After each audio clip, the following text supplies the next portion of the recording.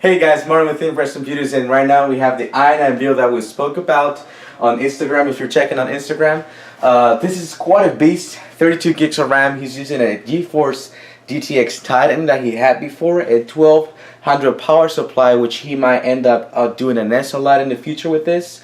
This is quite a beast. You got a 500 gig solid state drive, NVMe Black Series. This is running at 3400 megabytes per second on writing speed. This is super fast. It's currently installing the Windows 10 on it. We had an issue with the liquid cooler and we wanted to tell you guys about it.